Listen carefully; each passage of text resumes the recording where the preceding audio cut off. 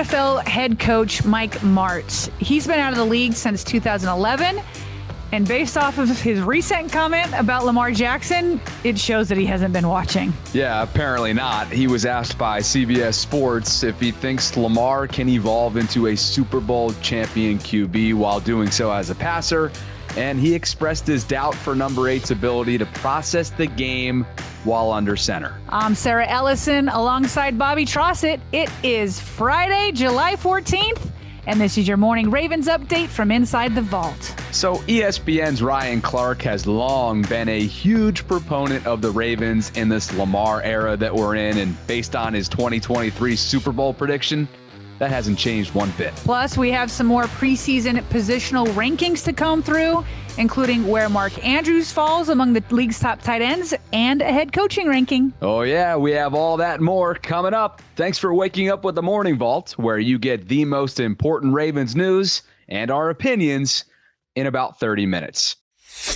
All right, partner, let's get into it. Former NFL head coach Mike Martz. He was last in the NFL, if you're wondering, back in 2011 as the offensive coordinator of the Chicago Bears. He recently joined CBS Sports to talk about a number of different things, including Lamar Jackson. I guess Lamar is still a polarizing figure to be asked about, even though really the most intense part of this offseason is long in the rearview mirror and we're closing in on training camp. Anyway, one of the panelists asked Martz about whether or not he believes that Lamar can evolve into a Super Bowl champion quarterback as a passer. And this is what he had to say. I don't know, because they don't have a lot of receivers around him, and just kind of by what the nature of what they do, I don't know how good at processing things. And that's the key, how quick you can process, read and react. And he certainly can throw the ball well enough. Would never doubt that. But the key to everything, the Joe Montana or, the Brady and Mahomes, is what they see and can react to correctly is remarkable in such a short period of time. I don't know if he has that. All right, Bobby, I'm going to try to react to that with as much grace as possible here at first. First, he says he doesn't know. Okay, so maybe he's not saying he for sure doesn't have it. Maybe he's just saying, I really don't know. But it's obviously he's expressing doubt that Lamar can process things. And listen, Lamar's going into, what is this, year 6? So, he's definitely got plenty on the tape. But he also did say that, the Ravens haven't had a lot of receivers. Obviously, the scheme in which Greg Roman implemented under Harbaugh didn't put a lot of emphasis on him processing things quickly as a passer. We've all seen people talk about how the passing schemes were just second rate. I think it was Steve Smith who said it was like elementary school. Elementary, yeah. So there's that. So maybe that's why people don't know. Maybe he hasn't been put in those situations, but no, I think there's plenty of evidence again, I'm trying to give him the benefit of the doubt, but there's plenty of evidence. In fact, I still remember when Lamar was drafted, and I remember going upstairs to Kevin Burns' office. He used to be the senior vice president of public relations, and he's in the draft room. He's right down the hallway from Ozzie. Had him on the show draft night. Yeah, we had him on the show draft night. He's very plugged in. And the first thing I remember him telling me, because, I'm still trying to drink from the fire hose and, figure out who Lamar Jackson is. And the first thing he tells me, he's like, Sarah, he's like, Lamar Jackson is like a point guard in the NBA. He's like the Allen Iversons or whoever. Floor general. Yep. Yeah, like floor general. And so I obviously think of John Stockton. That was who I loved watching growing up. But he was like, listen, Lamar is like the type of point guard where he looks one way and then he can throw the ball the other way. He sees the field so well. That was actually my very first impression from the upstairs of the facility, is that's what they thought of him, is they just loved the way he could see the field and the way he could break things down. And then on top of that, so that was all the way back in 2018. Then as we remember, in 2019 is when Lamar became for the first time a full season starter. And there are some great clips, both from Greg Roman and John Harbaugh, describing the way he can process and see the field. I just think he's got a good natural vision, field vision, which is hard to coach. Yeah, he can move through progressions like a lot of guys, but I just felt, and really we felt this way about him since last year that he just saw the field well. His depth perception, just spatial relationships, just seeing guys, seeing different leverages out there, and some guys have it, and we've always kind of touted him as having that ability to see the field. So I think he's, it's a work in progress, and he's young, and he's got a long way to go and keep experiencing, which is even more exciting. The thing about him that's so interesting is, his accuracy was going to be questioned. That was going to be his fatal flaw, so to speak. He's more accurate than we thought. Even standing in there, he's especially accurate on the move. But the thing that we saw, and this is so important, his vision of the field, just the ability to see the open receiver and not have to progression it, ABC, what's the route say. He just photographs it and sees the open receiver. He's got great field vision, so that's going to give him a leg up, right? But the number of reps is the last thing I think you're referring to. Joe's going to get the reps that he needs, but we had the extra time. So that's been valuable for us. And Lamar's had whole practices out here on his own. He's made great plays. He's made mistakes. So the other thing was building the offense, too. The RPOs, the college stuff, the college teams, that's all they do. You can stop anything if that's all they do. In this league, you can't do one thing. But, man, it's good stuff, So, you say that's Lamar's offense or that's Rob Griffin's offense. Well, that's Joe's offense too. Joe's got to run that stuff too, and I think he's pretty good at it. And Sarah, just kind of adding on to those two clips, paraphrasing a little bit about what we've heard from Todd Monken's impressions over the last couple months from what he's seen. He's echoed some of that, he's talked about what Lamar can do vision wise, diagnostics wise, identifying certain coverages at the line of scrimmage. And I think what we're going to see, what you and I are most excited to see is the way that Lamar can have control and almost like, dare I say, autonomy in Todd's new offense, with literally being the point guard. And I think he's even talked about he can become the offensive coordinator in certain situations based on his film study, based on what's happening in front of him. And that's the evolution of Lamar as a quarterback that I'm most looking forward to under Todd Monken. Yeah, Todd Monken, I was searching for a quote similar to what Greg Roman just gave in Harbaugh. And you can almost hear in Harbaugh's voice the ending is, that end of that clip was more about, at the time, Joe Flacco and all those guys were, who was all there. But in the beginning, he talked about his vision. You could hear the excitement in his voice. I was looking for a similar clip with Monken. I don't have one, but I think actually what speaks louder than if we had a soundbite is exactly what you're speaking to here, Bobby, where we've all heard, we know Lamar's even said, Todd Monken is giving me the keys to the offense. He's like, I'm getting the keys. And so the best quote I actually could find more recently came from T. Martin. It's exactly what you just kind of talked about. He said this, when was this? I think in mandatory minicamp. He said, quote, there are times where Monk says, okay, I'm the coordinator. I call the plays. You like it? Keep running it. When you change that play, I'm trying to see if I got this right. I call the plays. You like it. Keep running it. When you change that play, you become the coordinator. So that's T. Martin saying that he's heard Monken say that to Lamar. And so literally, in their eyes, he's becoming that coordinator. He goes, with that being said, the film study, the time invested to where Lamar does take over and he is the coordinator during that time. And he's doing a good job in getting us in the right plays and operating the offense, close quote. And during that quote, just before that, T. Martin talked about, remember how the Ravens had such a hard time against the Dolphins, I think 2 games ago, where they just couldn't beat the zero blitz. They could not do it. And so what they decided to do in that single game is they were like, okay, Lamar, you're going to call the plays at the line of scrimmage.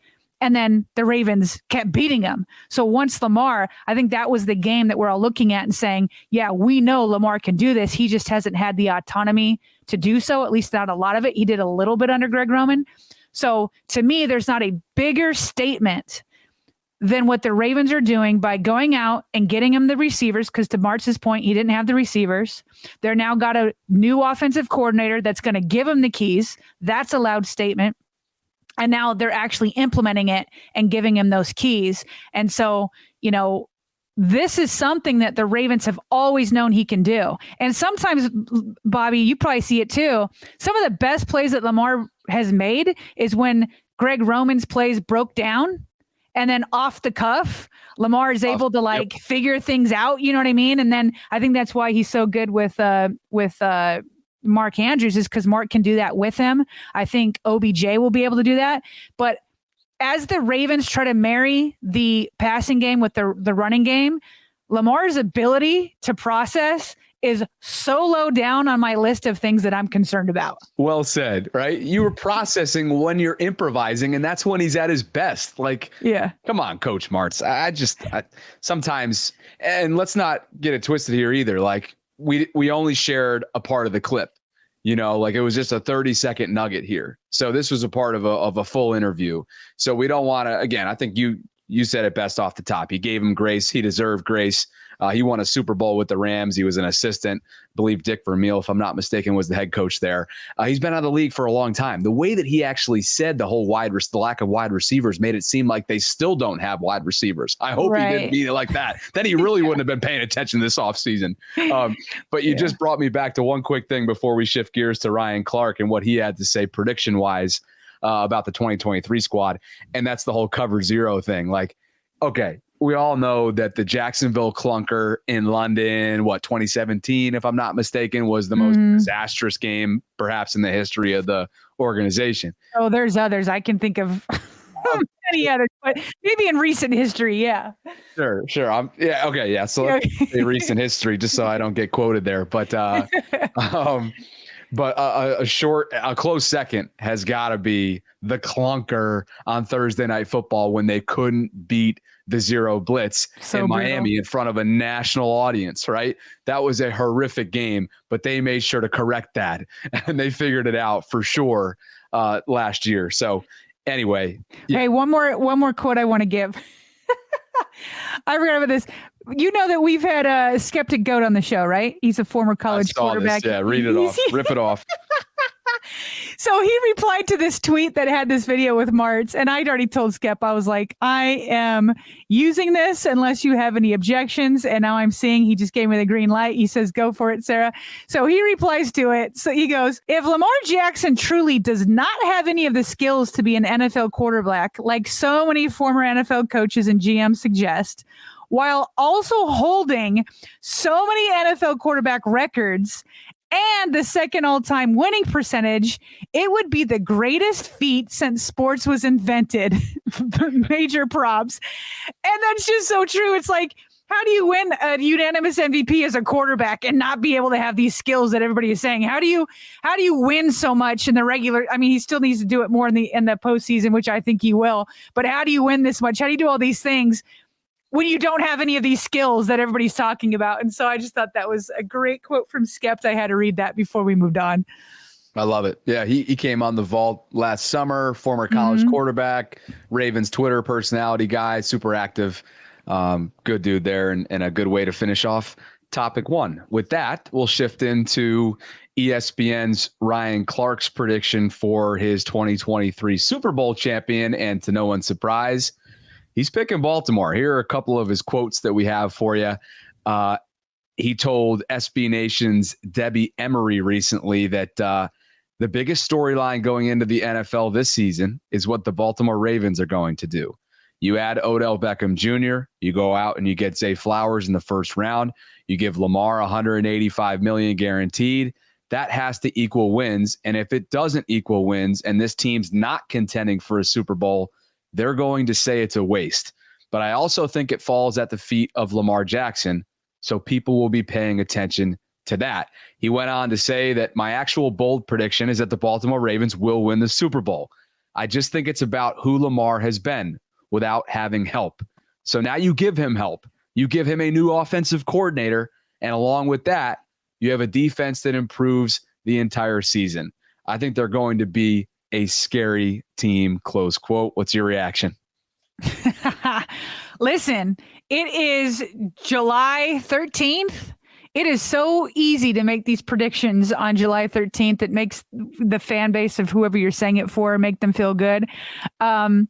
And so listen, I've been saying, and I've actually been saying it for about 3 years now. I think Eric DeCosta over the last 2 years has put together Super Bowl caliber rosters. And while I still think he's got some tinkering to do with cornerback and pass rusher, I think the nuts and bolts are here. And I think once again, the Ravens have a Super Bowl caliber roster. Now, to go ahead and predict in July that they will win it, I think that that's like, what's even the point? It's just fun July content.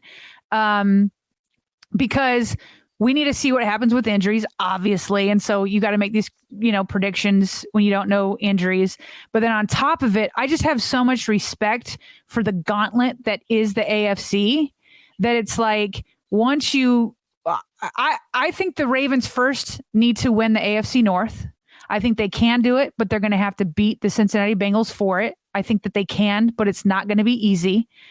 Then if they do win the AFC North, then you get into the playoffs. You probably gonna have to see the Bengals again. You got to get through the Bills. You got to get through the Chiefs. Who knows where the Jets are going to be with Aaron Rodgers?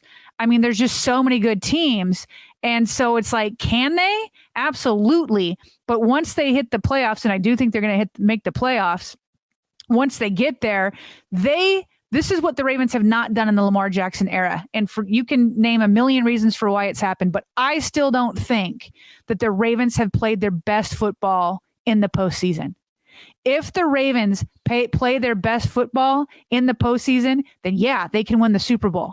But it just a lot has to come together for that to happen. So I'm happy that Ryan Clark has confidence in this Ravens roster. I do too.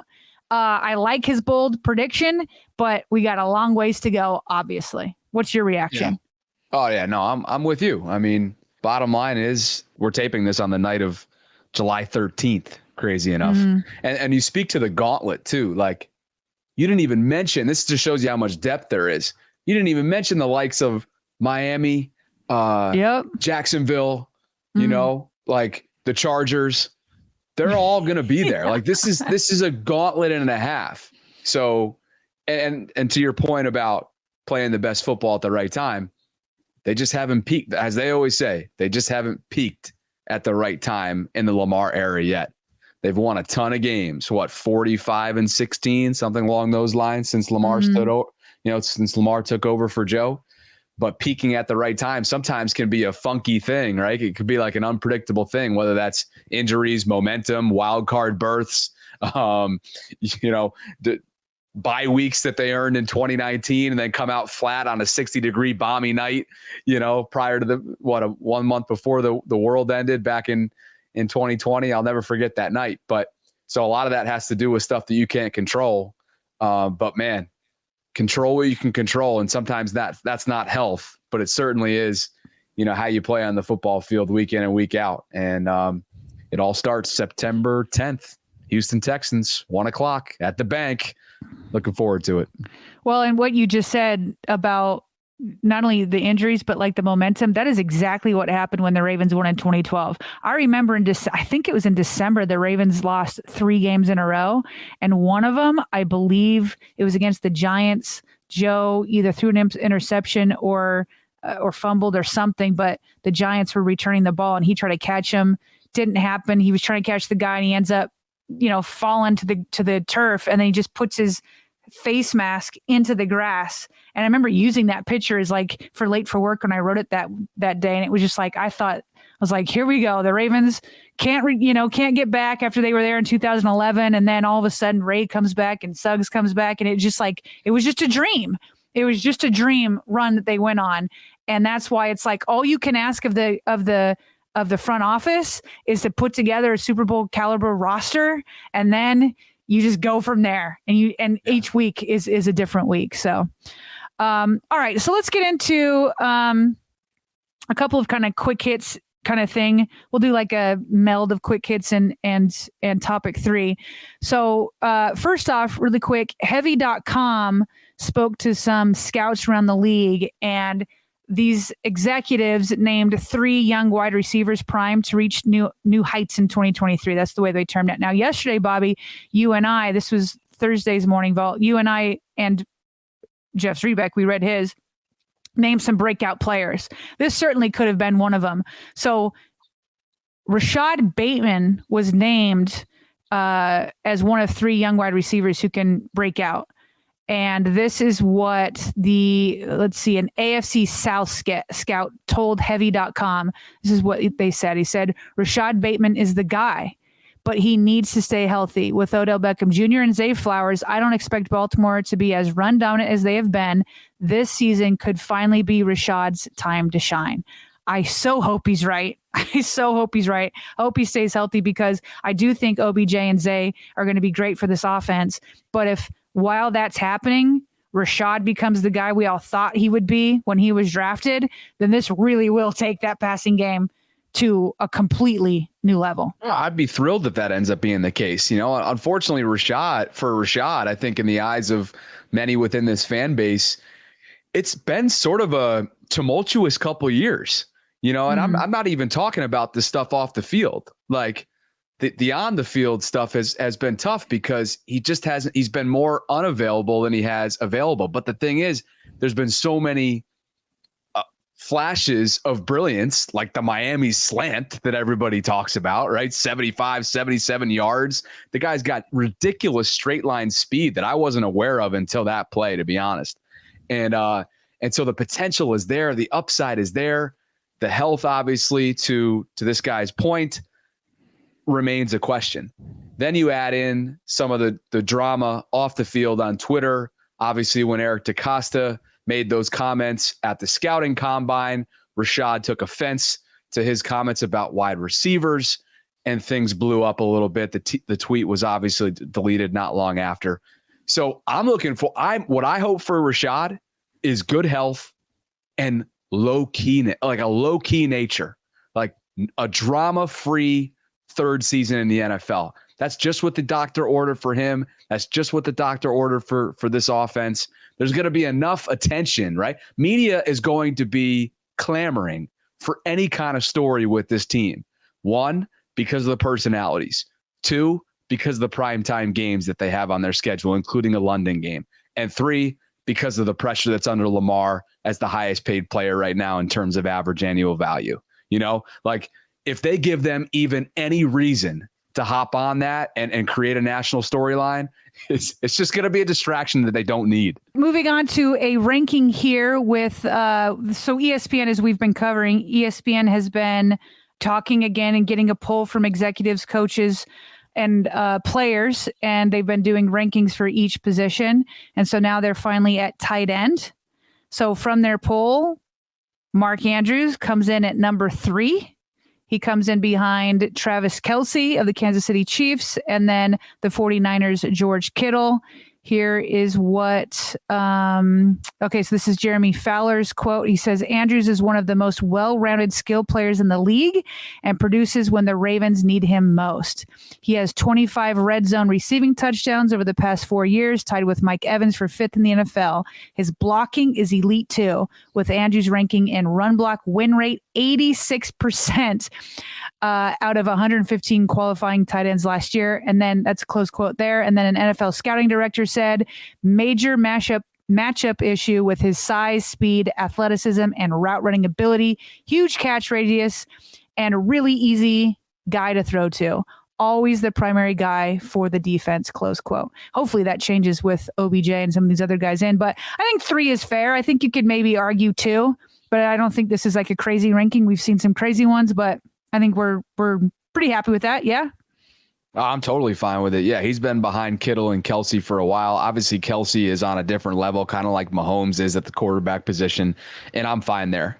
Mark is for Mark to be there, right, coming into the league several years ago and not being anywhere close to the Ravens' first round selection that year, and coming in behind Hayden Hurst. I think it's been a pretty cool comeback story for Mark. All right, so one more ranking here. This is head coach rankings. This comes from Warren Sharp. He's the big analytics guru, and apparently he has a Sharp football analysis team. I didn't know that there was a whole team, but it actually makes sense because they churn out a ton of analytics. So it's not just him on his own. So what he did is he got his team together, and they all got to vote on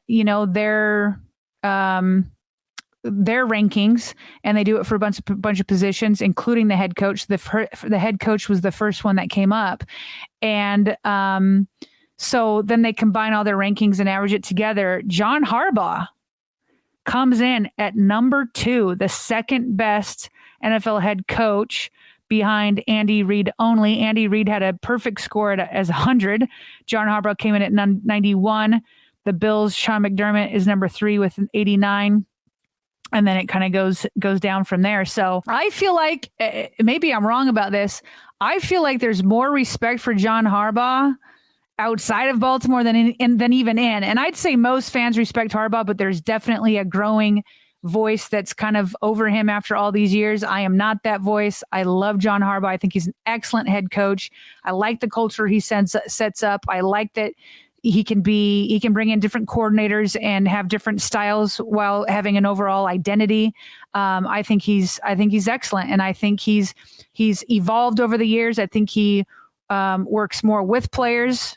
In the beginning, he definitely was harder and harsher trying to establish himself. But yeah, he's number 2. And by the way, this isn't a career ranking. This is a ranking going into 2023. So for those wondering where Bill Belichick is, he's number 6 on this list. Okay. Yeah, I was wondering that as well. I was definitely pleasantly surprised for Harbs to be at number 2.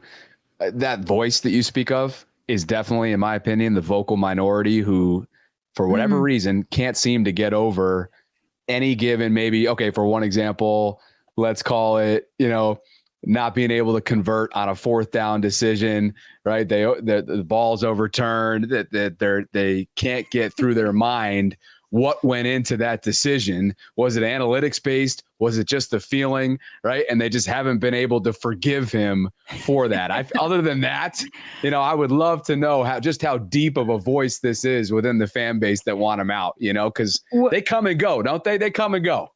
Well, they come and go. There's some people I'm thinking of on Twitter and also some listeners that leave comments. I'm sure they'll leave comments on this too. Here's one narrative about John. Let's do this quickly because we're running out of time and I just have one more quick hit. Here's one criticism that I think is wrong of John, and then one that I think is true. One that I think is wrong is that he doesn't want to have alphas on the team. I think that's ridiculous. I think time and time again, we've seen alphas all over this team. And, I do think there's a difference between alpha and straight up being rebellious, which is what Pollard was. And we kind of see Pollard just speaks his mind. We saw that with him and Lamar Jackson. So there's some people who just don't want to listen and want to run the team that they want to, which you just can't have that. A coach needs to be a coach. But I just think from Steve Smith, Marcus Peters, I just think that, I'm thinking off the top of my head right now, I'm sure I could come up with a list Earl Thomas. I can think of a ton of guys that have been here. So one thing that I do think is more legitimate, I do think and you know what? I was wrong with this too. I think he held on to Greg Roman a year too long. I was also advocating that Greg Roman get another chance because I felt like injuries hurt him also. But I think some people could see the writing on the wall that his offense was starting to lose its luster. And so I was wrong. And I think Harbaugh was wrong. I think they spent 1 year too long with Greg Roman, and that's Harbaugh's decision. And I think that I don't know. I just, in hindsight, I think he was wrong for holding on that long. All right, one last quick hit that I thought was intriguing. We won't talk too much about it. Maybe more in the future. But our guy Spencer Schultz, who they just started up another podcast. We need to get the details on that. I've seen them tweeting about it. But somebody had asked him, he said, will Odafe Owe step up this year, or is he a lost cause? That's what he asked Spencer. And remember, Spencer's a big, he's like a scouting guru. He does a lot of studying for, within scouting and technique. Too. Oh, he is certified. I didn't realize that. Cool. Mm-hmm. All right. So his answer to this, I'll read it and then we'll end on this note. He goes, I will die on the following hill. Owe's speed and 40 time caused him to be miscast as a finesse/speedy/fancy rusher. He's too tall and long with too powerful and explosive of a frame to play the way he has been. He was a powerful, technically sound run defender at Penn State University. A shoulder injury/surgery caused him to focus on becoming lighter and faster.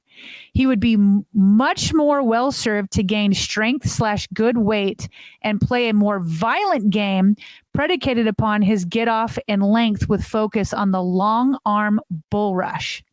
When he has good games as a rusher, it's because he plays through the chest plate of the opposing tackles, which opens up the ability for inside counters as well as speed rushes. He's 6'5" and high cut, too tall to be a speed rusher. Intriguing tweet, I thought, right there. Intriguing, and seems to be spot on through his first couple of years in the league. I mean, for Adafe's sake, I hope that he proves him wrong, but everything about that analysis checks out, right, from what we've seen. So hopefully, well, it hasn't been working for him so far the way he's been doing it. Right. So hopefully the addition of Chuck Smith, Dr. Rush, their new outside linebackers coach, and Ajabo's presence, and perhaps Justin Houston comes back as Yoda or whatever they call each other, then that'll help him. But so far, it seems as if that is spot on analysis from Spenny there. So anyway, one more quick thing before we jump to, I think we forgot to add in this, that Warren Sharp ranked the NFL's best offensive lines rankings as well. And he has the Ravens at number 3 overall behind the Lions and Eagles respectively, which is a pretty dang good spot to be, seeing how they don't have an answer right now. Well, they have potential answers, but they don't have a shoe-in for starting left guard. The rest of the line looks pretty good, durable, you'd hope, on the left-hand side with Ronnie, experience on the right with Morgan, and some talent in between, of course, too, with the young guy in Linderbaum, and then, of course, old reliable, if you will, in Kevin Zeitler. So just wanted to add that in there. And then, as always, we wanted to shout out 2 of our returning patrons who are supporting our channel, our audio-only show, and everything we do through Patreon on a monthly basis. So shout out to Tibor Potter and Bryson Erb. We appreciate you both for believing in what we're building here in Baltimore and beyond. And if you want to check out what we're offering on Patreon, you can do so by visiting patreon.com/RavensVault podcast.